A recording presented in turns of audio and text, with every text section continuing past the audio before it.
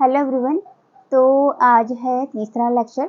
तो आज वाले लेक्चर में हम पढ़ेंगे अमनियोटिक फ्लूइड के बारे में। ठीक है, माइक में आवाज़ आ रही है ना? तो अमनियोटिक फ्लूइड हम पढ़ेंगे कि अमनियोटिक फ्लूइड क्या चीज़ है, इसका प्रोडक्शन कहाँ से होता है, कौन सी वीक में होता है, एंड इसका प्रोडक्शन मतलब इसका नेचर क्या है और ये क्या काम करता है। ठीक है, इस सब के बारे में पढ़ेंगे और इसकी एबनॉर्मलिटीज़ के बारे में पढ़ेंगे हम बाद में, जो है ओलिगोहाइड्रोअम्नियोज, पॉलीहाइड्रोअम्नियोज। तो हम उसको फर्दर लेक्चर में पढ़ेंगे। तो आज हम पहले इसके बारे में पढ़ते हैं, इसकी जो नॉर्मल अमनियोटिक फ्लूइड है वो क्या चीज़ है, इसका कलर क्या है, इसके एबनॉर्मल कलर्स क्या हैं, क्या क्या इंडिकेट करते हैं। ठीक है, तो सबसे पहले आता है कि अमनियोटिक फ्लूइड क्या है और इसका प्रोडक्शन कहाँ से होता है। तो सबसे पहले हम देखते हैं अमनियोटिक फ्लूइड। तो अगर हम अमनियोटिक फ्लूइड के बारे में बात करें तो उसका जो नेचर है वो है एल्कलाइन नेचर।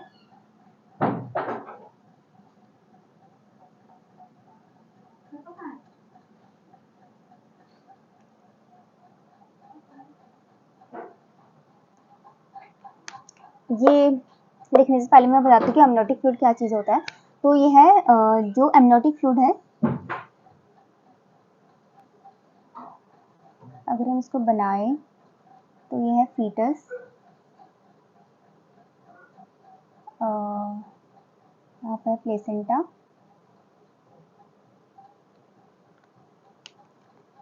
तो जो ये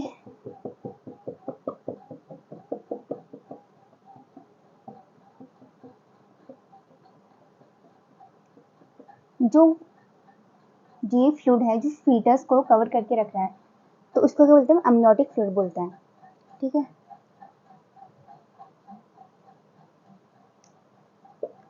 तो ये जो फ्लूइड है इसका प्रोडक्शन कहाँ से हो रहा है। जो अमनियोटिक फ्लूइड है ये बच्चे को क्या कर रहा है कि यहाँ पे शॉक एब्जॉर्बर की तरह काम कर रहा है, बच्चे को ये यहाँ पर क्या कर रहा है, इसके मूवमेंट में हेल्प कर रहा है। तो ये फ्लूइड जो आया है ये कहाँ से आया है, हम इसका प्रोडक्शन के बारे में बात करेंगे कि इसका प्रोडक्शन कहाँ से हो रहा है। बच्चा इसका प्रोडक्शन कर रहा है या फिर मदर इसका प्रोडक्शन कर रही है, फ्लूइड आ रहा है तो कहाँ से आ रहा है। ठीक है, तो हमने देखा कि अमनियोटिक फ्लूइड ये है। तो अगर हम बात करें जो लेयर है ये है कोरियन लेयर और ये है एमनियन लेयर और ये क्या प्लेसेंटा है। तो आज हम इस वाले फ्लूइड के बारे में बात करें कि ये फ्लूइड है तो ये क्या चीज़ है। तो सबसे पहले हमने बात की थी कि अमनियोटिक फ्लूइड जो होता है उसका नेचर है अल्कलाइन नेचर का होता है, मतलब इसका जो पीएच है वो लगभग 7 से 7.5 होता है। ठीक है, अल्कलाइन है। अगर हम इसके बात करें तो ये एक हाइपोटोनिक है। हाइपोटोनिक मतलब कि जिसमें क्या होती है कि सॉल्यूट की कंसंट्रेशन कम होती है। अगर कोई आपकी अगर बात की जाए तो हाइपोटोनिक का मतलब क्या होता है। हाइपोटोनिक का मतलब होता है कि इसमें क्या हो, सॉल्यूट की कंसंट्रेशन कम हो, मतलब कि इसमें लिक्विड पोर्शन क्या हो, ज़्यादा हो। ठीक है, तो उसकी जो ऑस्मोलैरिटी होती है वो होती है 250 मिली ऑस्मो पर लीटर। ठीक है, 250 मिली ऑस्मो पर लीटर। अब इसकी जो ऑस्मोलैरिटी है ये कम क्यों है, कम क्यों मतलब कि इसमें क्या है कि सॉल्यूट का मात्रा कम है। अगर हम बात करें, अगर हम किसका वो हाइपोटोनिक जानते हैं या फिर ऑस्मोलैरिटी जानते हैं तो मतलब इसमें सॉल्यूट की कंसंट्रेशन देखते हैं कि सॉल्यूट कितना है उसमें। सॉल्यूट मतलब कोई ऐसी चीज़ जिसको हम क्या कर सकते हैं, कोई लिक्विड वाला पोर्शन नहीं है। जो सॉल्यूट मतलब कि जो पार्ट जैसे सॉल्यूट हो गया, जैसे ग्लूकोज हो गया है, ये सब क्या आते हैं, सॉल्यूट में आते हैं। मतलब जिनका कुछ अमाउंट होता है, जिनकी कुछ क्वांटिटी होती है। ठीक है, उसे क्या बोलते हैं, सॉल्यूट बोलते हैं। ठीक है, तो ये क्या है, इसकी ऑस्मोलैरिटी है 250 मिली ऑस्मो पर लीटर। ये एक हाइपोटोनिक सॉल्यूशन होता है। इसका नेचर क्या होता है, एल्कलाइन नेचर का होता है, मतलब कि ये क्या थोड़ा सा बेसिक है। पीएच इसका 7 से 7.5 है इसका पीएच। ठीक है, अगर इसकी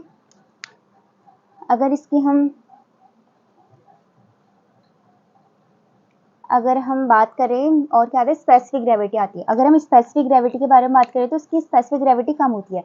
स्पेसिफिक ग्रेविटी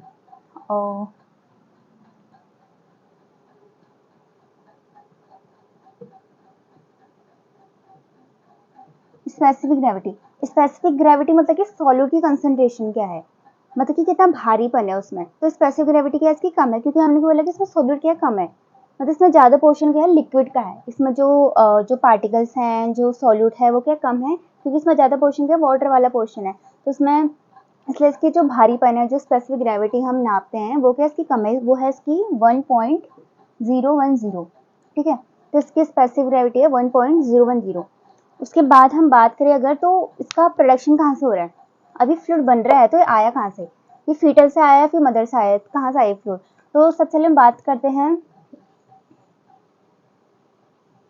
ठीक है फ्लूइड है, ठीक है एमनियोटिक फ्लूइड।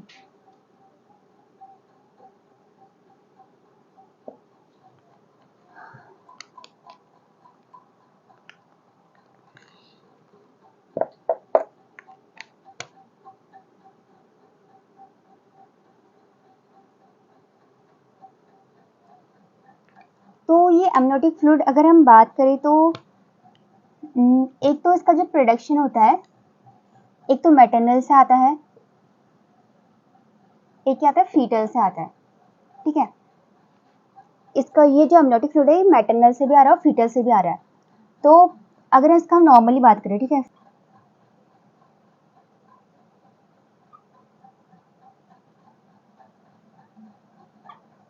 हमने देखा कि जो पहले फर्स्ट से लेकर 12 वीक है वहां से जो फ्लूइड कहाँ से आ रहा है, मदर से आ रहा है। ठीक है, तो ultra filtration of the maternal plasma से क्या आ रहा है, फ्लूइड आ रहा है। ठीक है, मतलब कि जो मैटरनल का प्लाज्मा है वहां से फिल्टर होकर क्या आ रहा है कि अल्ट्रा फिल्ट्रेशन क्या है, फ्लूइड कहाँ आ रहा है, एमनियोटिक कैविटी में आ रहा है। ठीक है, मदर से आ रहा है, मदर से यहाँ आ रहा है। ठीक है, फर्स्ट ये हो गया। उसके बाद आते हैं सेकेंड हम बात करें तो 12 to 20 वीक। अगर हम बात करें 12 to 20 वीक की बात करें तो इसमें क्या होगा कि फीटल के स्किन से क्या हो रहा है, यहाँ पे एमनियोटिक फ्लूइड आ रहा है। ठीक है, क्योंकि अभी क्या हो रहा है कि केराटिनाइजेशन नहीं हुई है, फीटल स्किन से क्या आ रहा है, यहाँ पे एमनियोटिक फ्लूइड आ रहा है, एमनियोटिक फ्लूइड जनरेशन। ठीक है, बिकॉज यहाँ पर क्या हो रहा है, अभी no keratinization of the skin.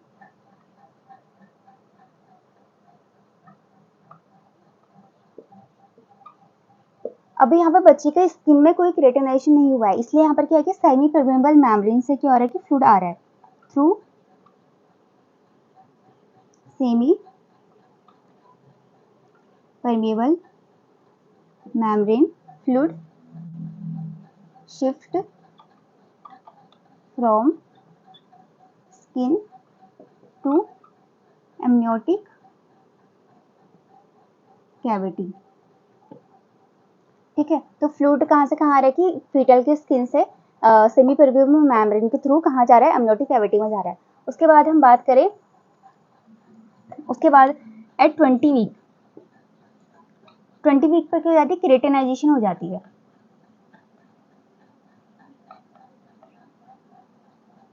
Keratinisation अगर, तो अब क्या होता है, स्किन नहीं करेगा, अब क्या है, स्किन क्या करेगा, स्किन क्या नहीं करेगा, स्किन क्या करेगा कि एमनियोटिक फ्लूइड का प्रोडक्शन नहीं करेगा। ठीक है, स्किन एमनियोटिक फ्लूइड नहीं बना रहा। उसके बाद हम बात करें 20 वीक, 20 वीक तो हो गया। अब हम बात करें तो 20 वीक के बाद, अब जैसे हमने देखा कि पहले फर्स्ट से लेकर 12 हफ्ते तक तो अल्ट्रा फिल्ट्रेशन और मैटरनल प्लाज्मा होता है। सेकेंड हमने देखा कि 12 से 20 वीक तक फीटल स्किन प्रोडक्शन करती है। उसके बाद हमने देखा कि 20 वीक तक केराटिनाइजेशन हो जाता है। उसके बाद कौन करेगा प्रोडक्शन, ठीक है, इसके बाद करेगा कौन करेगा, फीटल यूरिन करेगा।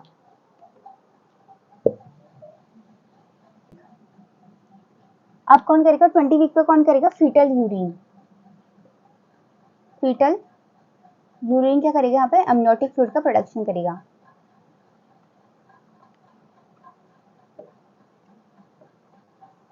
ठीक है, तो जो मेजर प्रोडक्शन होगा अब कौन सा होगा, यहाँ पे फीटल यूरिन करेगा। ठीक है, मेजर प्रोडक्शन। ठीक है, अब हम बात करें तो एक नोट यहाँ पर करना, जो फीटल का जो स्वेलिंग रिफ्लेक्स है, स्वेलिंग एंड फीटल का क्या है, यूरिन प्रोडक्शन,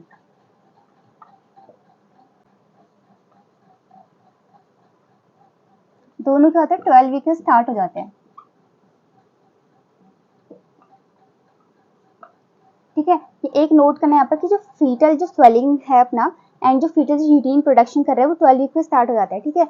अब हमने देखना है कि जो मेजर हमने देखा कि 20 वीक पे पहले तो कर रहे थे, स्टार्टिंग में वो मदर कर रही थी, फीटल का स्किन कर रहा था, उसके बाद क्या किया, फीटल का यूरिन कर रहा है। अब फीटल का जो यूरिन प्रोडक्शन कर रहा है, फीटल का जो यूरिन कंट्रीब्यूट कर रहा है अम्नियोटिक फ्लूइड के लिए, अब उस अम्नियोटिक फ्लूइड का क्या रेगुलेशन होना बहुत जरूरी है। मतलब कि फीटल यूरिन कब करेगा, जब वो कुछ पिएगा, तो वो जो है फीटल क्या करेगा कि जो अम्नियोटिक फ्लूइड है उसी को क्या करेगा, इनहेल करेगा, ठीक है, इंजेस्ट करेगा, ठीक है। तो हमने देखा कि उसका स्वेलिंग रिफ्लेक्स भी आना चाहिए, उसका यूरिन प्रोडक्शन भी होना चाहिए, तो स्वेलिंग भी होगा, जब उसका स्वेलिंग होगा तभी यूरिन प्रोडक्शन कर पाएगा, ठीक है। तो स्वेलिंग आया 12 वीक पे एंड यूरिन प्रोडक्शन हुआ उसका 12 वीक पे, ठीक है। तो हमने देखा कि यूरिन प्रोडक्शन हुआ, फीटल उसको इंजेस्ट करेगा, देन उसको किडनी के थ्रू फिल्टर करके देन वो यूरिन प्रोडक्शन दोबारा होगा। तो ऐसे कंटिन्यूस प्रोसेस क्या होती है, चलती रहती है, ठीक है।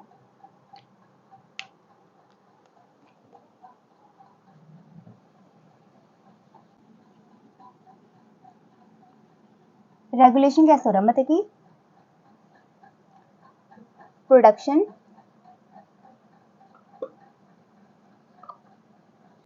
तो एट टर्म, किसकी बात करें हम, टर्म की बात करें, एट टर्म, ठीक है। एक तो फीटल यूरिन आउटपुट, जो फीटल है वो कितना यूरिन आउटपुट कर रहा है अपना, यहाँ पर आता है 400 to 1200 ml, ठीक है। सेकेंड आता है यहाँ पे फीटल लंग, फीटल लंग भी क्या यहाँ पे अम्नियोटिक फ्लूइड का प्रोडक्शन कर रहा है। तब हम क्या देखते हैं, अम्नियोटिक फ्लूइड में हम चेक करते हैं ना, चेक लेसिथिन एंड स्पिंगो माइलिथिन जो भी है, हम क्या करते हैं, इसको चेक करते हैं इन एमनियोटिक फ्लूइड। लंग से भी क्या हो रहा है, कुछ प्रोडक्शन हो रहा है, ठीक है, कुछ कंट्रीब्यूशन हो रहा है एमनियोटिक फ्लूइड के लिए। वो कितना होता है यहाँ पे, जो लंग कंट्रीब्यूट करती है वो करती है 340 ml,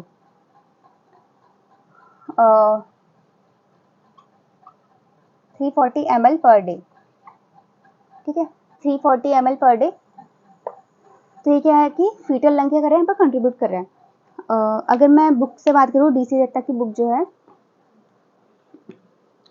जो डीसी दत्ता की जो बुक है, उसमें जो फीटल यूरिन का प्रोडक्शन है वो दे रखा है 400 to 1200 एंड सेकंड पेज पर भी इसका दे रखा है 600 to 1200। तो हमने एक क्राइटेरिया ले लिया इसका, एंड जो लंग है वो कंट्रीब्यूट करता है 340 ml पर डे।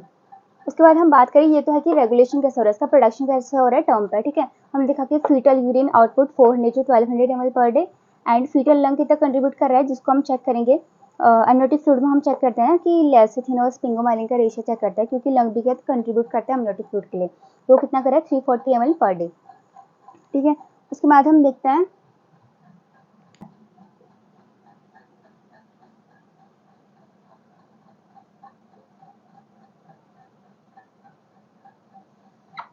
फ्लूइड का प्रोडक्शन, तो हमने देख लिया टर्म पर। फ्लूइड का क्या हो रहा है, रीअब्जॉर्प्शन कैसे हो रहा है, ठीक है। फ्लूइड का प्रोडक्शन तो हो गया, लेकिन ये रीअब्जॉर्ब कौन करेगा, ये कहाँ जाएगा ये फ्लूइड, ठीक है। तो सबसे पहले आता है इसमें swallowing, swallowing, ठीक है, swallowing by the fetus। Fetus का कितना सॉलो कर रहा है, हम देखा कि फीटल प्रोडक्शन भी कर रहा है, फीटल को उसको सॉलो भी करना है, मतलब इसको रीअब्जॉर्प्शन करना है, ठीक है, रीअब्जॉर्प्शन करना है, ताकि क्या हो, वहाँ पे रेगुलेशन बना रहे, ठीक है, ताकि जो अमाउंट है वो ना तो ज़्यादा हो ना तो वो कम हो, ठीक है। एक रेगुलेशन मेंटेन करने के लिए प्रोडक्शन होना भी बहुत ज़रूरी है और रीअब्जॉर्प्शन होना भी बहुत ज़रूरी है, ठीक है। तो हमने देखा कि ये रीअब्जॉर्प्शन कैसे हो रहा है, swallowing by the fetus. So fetus कर इसको सॉलो कर रहा है, ठीक है, सॉलो कर रहा है। तो कितना सॉलो कर रहा है ये, अगर हम डीसी दत्ता वाली बुक की बात करें तो उसकी जो वैल्यू है वो है 500 to 1000 ml पर डे, ठीक है। इतना क्या करती है कि जो फीटस है वो क्या होता है, सॉलो करते हैं एक दिन में, ठीक है, 500 to 1000 ml पर डे। एक बार कंफर्म कर लेते हैं बुक से,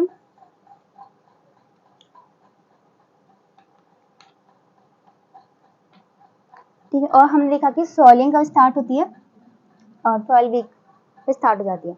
सेकेंड हम बात करें कि रीअब्जॉर्प्शन कहाँ पर हो रहा है, इंट्रामेम्ब्रेनस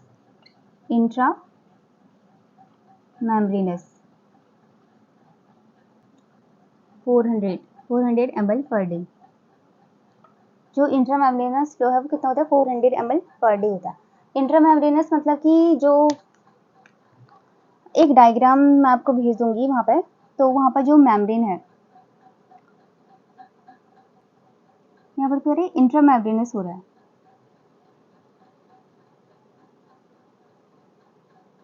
मतलब कि ये वाली क्या इंट्रामेम्ब्रेनस है, ठीक है। मेम्ब्रेन के बीच में क्या हो रहा है, यहाँ पर फ्लूइड का क्या ट्रांसफर हो रहा है, ठीक है। हमने क्या देखा कि फ्लूइड का ट्रांसफर क्यों हो रहा है, क्योंकि ये क्या है तुम्हारा हाइपोटोनिक है। हाइपोटोनिक है ये, जो फ्लूइड है वो क्या जाता है कि हाइपो से कहाँ जाता है, हाइपर में जाता है। तो फ्लूइड क्या हो रहा है कि यहाँ शिफ्ट हो रहा है, ठीक है। हाइपोटोनिक सॉल्यूशन है, ठीक है। तो फ्लूइड क्या होगा कि यहाँ से क्या होगा, यहाँ शिफ्ट होगा, ठीक है। तो क्या मेम्ब्रेन में क्या जा रहा है, यहाँ पर फ्लूइड क्या जा रहा है, यहाँ पर मेम्ब्रेन में ट्रांसफर हो रहा है, ठीक है। इंट्रामेम्ब्रेनस फ्लो हो रहा है यहाँ पे, कितना हो रहा है, 400 ml पर डे हो रहा। उसके बाद हम बात करें अगर, तो इसके कलर की बात करते हैं कि इसका कलर क्या है। हम इसकी कंपोजिशन की बात करें तो इसमें क्या होता है कि इसमें होता है लिक्विड, वाटर, और कौन सा पार्ट होता है, सॉलिड पार्ट होता है। जिसमें वाटर होता है वो होता है 98 से लेके 99%। सॉलिड पार्ट इसमें होता है 1 to 2, ठीक है। तो मतलब हमने देखा कि ज्यादा पार्ट इसका क्या वाटर वाला है, और इसका सॉलिड पार्ट कितना है, 1 to 2 है। तो इसलिए क्या हो रहा है, दैट्स वाई, ठीक है, हाइपोटोनिक है, ठीक है। हाइपोटोनिक, हाइपोटोनिक मतलब इसमें सॉलिड क्या है, solid is less in amount, ठीक है। अगर हम सॉलिड की बात करें तो सॉलिड को इसमें 3 तरीके से बांटा गया है। इसमें आता है सॉलिड, सॉलिड में आता है ऑर्गेनिक, इनऑर्गेनिक एंड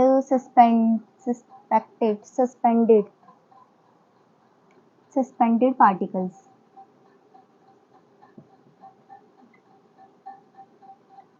तो जो ऑर्गेनिक आता है इसमें आता है ग्लूकोज आता है। ऑर्गेनिक मतलब कि जिसमें क्या है कि जिसमें कार्बन होता है, जिसमें क्या होता है हाइड्रोजन होता है, ये सब क्या आता है ऑर्गेनिक में आता है, ठीक है। इसमें ग्लूकोज आएगा, प्रोटीन आएगा, ग्लूकोज आएगा, प्रोटीन आएगा, इसमें लिपिड आएगा, यूरिक एसिड आएगा, क्रिएटिनिन आएगा, यूरिया आएगा, ठीक है। तो इनका इनका कुछ अमाउंट है, इनका अमाउंट है सबसे ज़्यादा इसमें है लिपिड। तो पहले हम ग्लूकोज की बात करते हैं, इसमें आता है 20 ग्राम परसेंट। प्रोटीन इसमें है 0.3 mg, 0.3 mg परसेंट। लिपिड है इसमें 50 mg total lipid. Uric acid है इसमें 34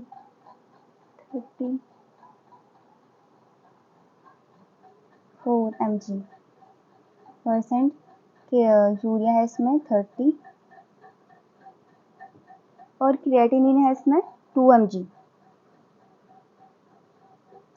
ठीक है। तो ये वैल्यूज याद रखना, ठीक है। ये बहुत ज़्यादा इंपॉर्टेंट होते हैं। जैसे ग्लूकोज का कितना अमाउंट है किसमें, एमनियोटिक फ्लूइड में। तो ग्लूकोज इसमें 20 mg परसेंट, प्रोटीन है 0.3 mg, एंड लिपिड है 50 mg परसेंट, यूरिक एसिड है 4 mg, क्रिएटिन है 2 mg, यूरिया है 30 mg, ठीक है।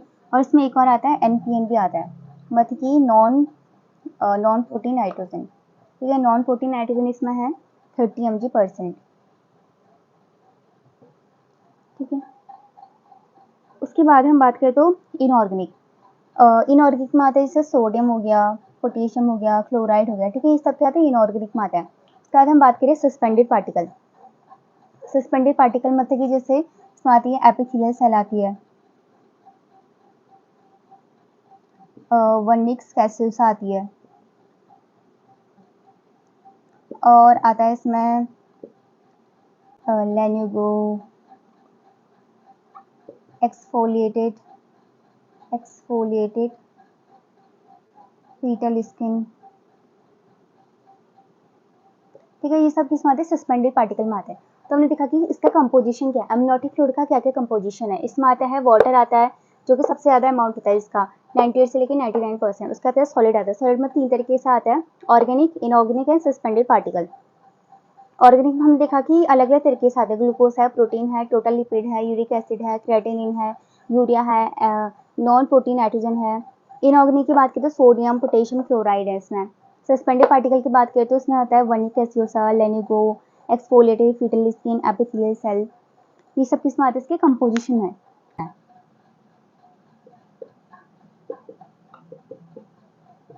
Amount of amniotic fluid 12 week, 20 week, 36 to 38 week at term और 42 वीक मतलब कि पोस्ट टर्म।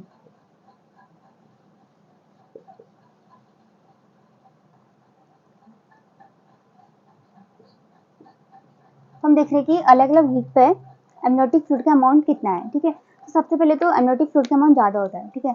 जैसे हम टर्म तक आते हैं, जैसे हम यहाँ तक आएंगे, ठीक है, 36 से 38 वीक तक आएंगे, अमनियोटिक फ्लूइड का अमाउंट बढ़ता रहेगा। उसके बाद जैसे ही क्या होगा कि गेस्टेशनल वीक बढ़ते रहता है, अमनियोटिक फ्लूइड क्या होते हैं? कम होते रहता है, ठीक है। तो एट 12 वीक, 12 वीक पे आता है 50 ml। उसके बाद 20 वीक पे आया, 20 वीक पे कितना आया कि 20 वीक पे आया 200 400, 20 वीक पे आया 400 ml। उसके बाद 36 to 38 वीक, यहाँ पर क्या होगा कि सबसे ज़्यादा होता है, एट पीक पर होता है। यहाँ पर एट पीक कितना होता है? 1 लीटर, 1 लीटर मतलब कि 1000 ml,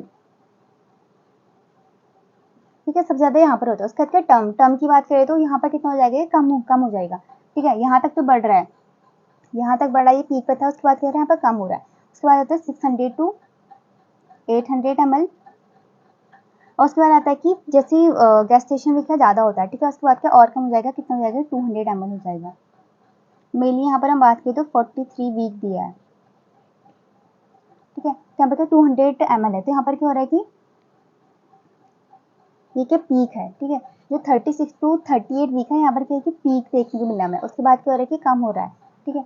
अब ये कम क्यों हो रहा है? ठीक है, ये कम क्यों हो रहा है? क्योंकि यहाँ पर फीटल का साइज बढ़ रहा है, ठीक है। क्योंकि फीटल का साइज बढ़ रहा है, स्वेलिंग बढ़ रही है, तो क्या हो रहा है कि अमनियोटिक फ्लूइड क्या हो रहा है? कम हो रहा है, ठीक है। हम देखा कि 12 वीक पर देखा, 20 वीक पर देखा, 36 to 38 वीक पर देखा, एट टर्म देखा एंड ग्रेटर देन 42 वीक।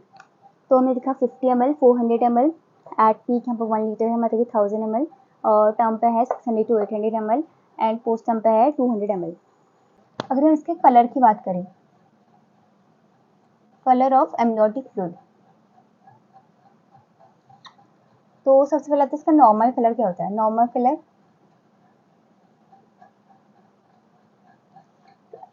बात करें तो अर्ली मतलब कि इनिशियली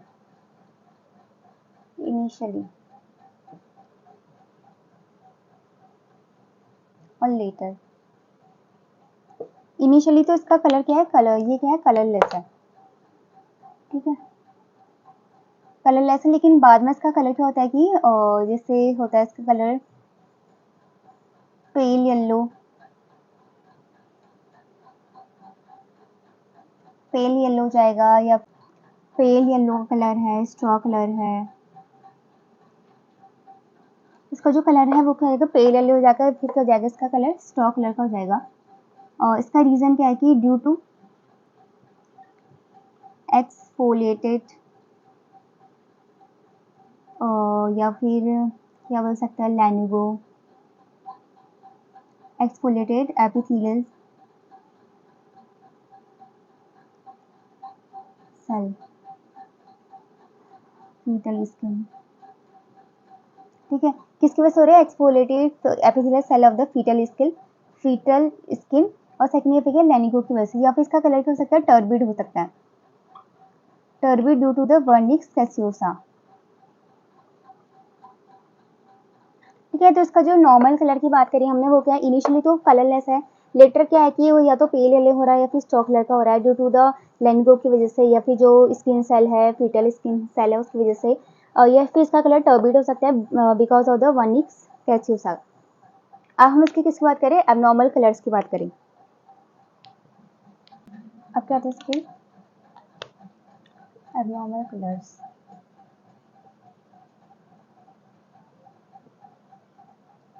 अगर हम इसके एबनॉर्मल कलर्स की बात करें तो सबसे पहले आता है इसमें ग्रीन मिकोनम स्टेन्ड,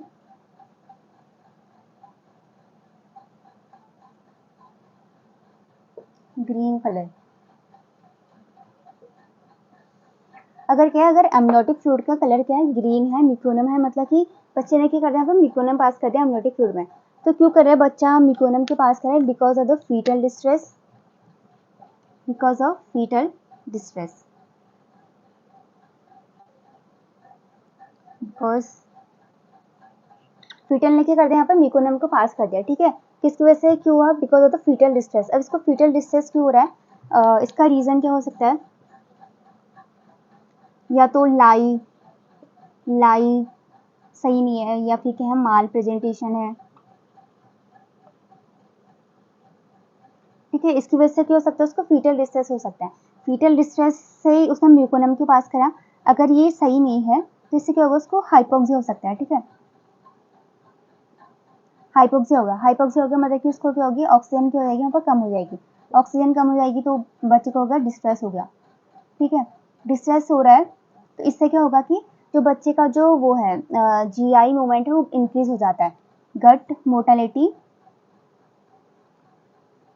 गट मोबिलिटी, गट मोबिलिटी क्या हो रही है, इंक्रीज हो रही है। एंड इससे क्या हो रहा कि जो एनल वो क्या हो रहा है, रिलैक्स हो रहा है, एंड उससे क्या हो रहा है यहाँ पे मिकोनियम रिलीज, ठीक है ना। तो हमने देखा कि म्यूकोनियम क्यों पास हो रहा है, बिकॉज फीटस को क्या हो रहा है, डिस्ट्रेस हो रहा है। फीटस को डिस्ट्रेस होने की वजह से क्या हो रहा है यहाँ पे, इसका हाइपर डिस्ट्रेस किसकी वजह से हो रहा है, या तो लाइव्स की सही नहीं है, फिर माल प्रेजेंटेशन है, तो इसकी वजह से क्या हो रहा है, इसका हाइपोक्स हो रहा है, ऑक्सीजन उसको सही से नहीं मिली, तो उससे क्या होगा कि डिस्ट्रेस होगा फीटस को। इसकी वजह से जो गट की जो मोटालिटी है वो क्या है, बढ़ रही है, और क्या है कि जो एनल स्पिंचर है वो क्या है, रिलैक्स हो रहा है, रिलैक्स हो रहा है, तो उसकी वजह से क्या होगा कि म्यूकोनियम की वजह से रिलीज हो जाएगा, ठीक है। तो जिसकी वजह से यहाँ पे म्यूकोनियम स्टेन ग्रीन हमें अमनोटिक फ्लूइड देखने को मिलेगा। उसके बाद आता है सेकंड, आता है यहाँ पे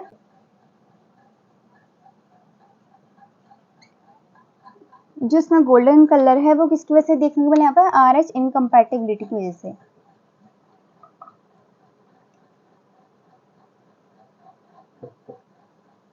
तो जो गोल्डन कलर है वो आर एच इनकम्पैटिबिलिटी की वजह से। इसका आर एच इनकम्पैटिबिलिटी मतलब कि जैसे मदर के अगर आर एच नेगेटिव है और फीटस के यहाँ पे आर एच पॉजिटिव है, ठीक है। अगर ये ब्लड मिक्स हो जाएगा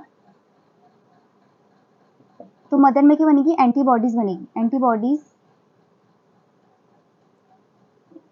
एंटीबॉडीज क्या करेंगी, अटैक करेगी, अटैक द फीटल आरबीसी। अगर एंटीबॉडी फीटल आरबीसी को अटैक करेगी तो उससे क्या होगा कि आरबीसी का क्या होगा, यहाँ पे ब्रेक डाउन होगा,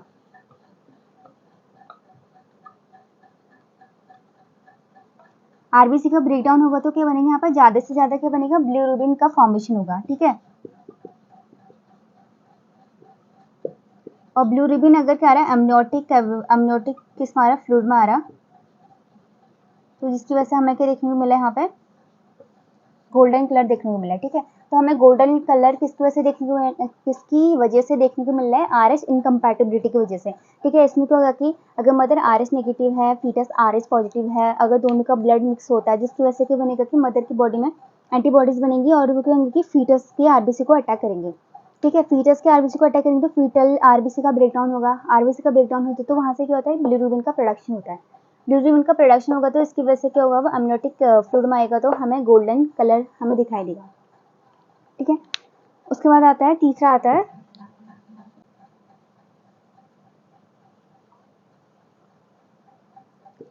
और जिसको हम क्या बोलते हैं, सैफरन कलर बोलते हैं, ठीक है, ग्रीनिश येलो। ग्रीनिश येलो को हम सैफरन कलर भी बोलते हैं। ये किसमें हमें देखने को मिलता है? ये हमें देखने को मिलता है पोस्ट मेच्योरिटी। पोस्ट मतलब कि ज़्यादा क्या बच्चा क्या है कि पोस्ट मेच्योर हो चुका है, ठीक है, मतलब उसकी 42 वीक ऑफ जेस्टेशन से क्या है बच्चा ज़्यादा, अब मतलब कि 40 जो जेस्टेशन वीक है वो 42 वीक, मतलब कि 42 वीक से क्या हो गया, ज़्यादा हो गया, ठीक है। जेस्टेशनल वीक मतलब कि पोस्ट मेच्योरिटी को इंडिकेट कर रहा है कौन सा कलर? ग्रीनिश येलो कलर, ठीक है। उसके बाद आता है कि डार्क कलर, और एक आता है dark brown colour. Dark brown colour को अगर हम बात करें तो इससे बोलते हैं टबैको।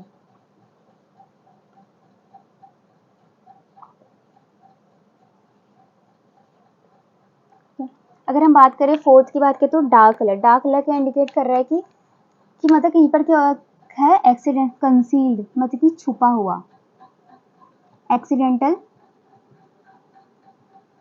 हेमरेज। ये क्या इंडिकेट कर रहा है? जो डार्क कलर है ये क्या इंडिकेट कर रहा है कि कंसील्ड एक्सीडेंटल हेमरेज को इंडिकेट कर रहा है। उसका बाद आता है कि डार्क ब्राउन कलर मतलब कि ये क्या इंडिकेट कर रहा है कि इंट्रा यूटेराइन डेथ। आईयूडी मतलब कि इंट्रा यूटेराइन डेथ को इंडिकेट कर रहा है, ठीक है। मतलब कि बच्चे की क्या हो गया कि वूम में क्या हो गया, उसकी डेथ हो चुकी है। तो मतलब कि ये डार्क ब्राउन कलर का क्यों दिख रहा है? ये डार्क ब्राउन कलर का क्यों दिख रहा है? जो भी यहाँ पे ये डार्क ब्राउन कलर का इसलिए दिखाई दे रहा है क्योंकि जो ओल्ड आरबीसी हैं, जो डेड आरबीसी हैं, अगर वो एमनियोटिक फ्लूइड में प्रेजेंट है, क्योंकि यहाँ पर फीटस की क्या हो गया, यहाँ पर डेथ हो गई है, इंट्रायूटेराइन डेथ हो गई है, तो उसकी वजह से क्या हो रहा है यहाँ पर कि जो ओल्ड आरबीसी है, डेड आरबीसी है, वो एमनियोटिक फ्लूइड में प्रेजेंट है, तो उसकी वजह से हमें यहाँ पर डार्क ब्राउन कलर हमें दिखाई दे रहा है। उसके बाद हम बात करें अगर एमनियोटिक फ्लूइड इंडेक्स की बात करें तो ये दूसरा हम जैसे मेजरमेंट करना है अगर हमें कि कितना हर एक कंपार्टमेंट में कितना एमनियोटिक फ्लूइड प्रेजेंट है, तो हम इसमें यूट्रस को 4 क्वाड्रेंट में डिवाइड करते हैं, ठीक है। हमने यहाँ पे के लिए सिम्फाइसिस प्यूबिस एक क्राइटेरिया लिया है, अम्बिलिकस एक क्राइटेरिया लिया है, एंड फंडल हाइट एक क्राइटेरिया लिया है, तो उसके अकॉर्डिंग हमने यूट्रस को डिवाइड कर दिया 4 क्वाड्रेंट में। यूट्रस को 4 क्वाड्रेंट में डिवाइड करें तो हमने हर एक क्वाड्रेंट में देखा पॉकेट देखा हमने, जो पॉकेट होता है उसमें होता है एमनियोटिक फ्लूइड होता है, तो हमने जो हर क्वाड्रेंट है उसमें हमने देखा कि जो सबसे बड़ा पॉकेट है, हमने यूट्रस को 4 क्वाड्रेंट में डिवाइड करा है, देन हम यूट्रस में हर एक क्वाड्रेंट में पॉकेट देखेंगे कि किसका कौन से पॉकेट का साइज बड़ा है, तो हम पॉकेट का जो नंबर है वो काउंट करते हैं, मतलब कि उसकी जो वैल्यूज हैं, जो बड़ा सा पॉकेट है, हर एक क्वाड्रेंट का जो पॉकेट है, जो बड़ा पॉकेट है, उसका हम वैल्यू को काउंट करते हैं, ठीक है। तो हमने चारों कंपार्टमेंट के पॉकेट को ऐड करा, इनका जो मेजरमेंट है उनको हमने ऐड करा, ठीक है। तो जैसे हमने ए कंपार्टमेंट लिया, उसका मेजरमेंट देखा A plus B plus C plus D, ये चार हमने इसको नाम दे दिया, ठीक है। नाम देने के बाद हमने नंबर देखा उसका कि उसका जो मेजरमेंट आया था कितना आया था, हर एक का मेजरमेंट कितना आया, तो हमने जैसे कैलकुलेट कर रहे हैं, जैसे ए का 3 है, बी का 2 है, सी का 3 है, डी का 4 है, तो टोटल कैलकुलेशन करके 12 आया। तो जो हमने ये जो वैल्यू आई है, जो हमने ये मेजरमेंट करा है, तो उसकी वैल्यू हम कंपेयर करेंगे नॉर्मल वैल्यू के साथ। तो जो नॉर्मल वैल्यू होती है वो होती है 5 से लेके 25, नॉर्मल वैल्यू होती है 5 से लेकर 25। तो हमने देखा कि जो वैल्यू है ये नॉर्मल वैल्यू की रेंज में आ रही है कि नहीं आ रही है, अगर ये रेंज में आ रही है तब तो नॉर्मल है, तो नॉर्मल एमनियोटिक फ्लूइड है।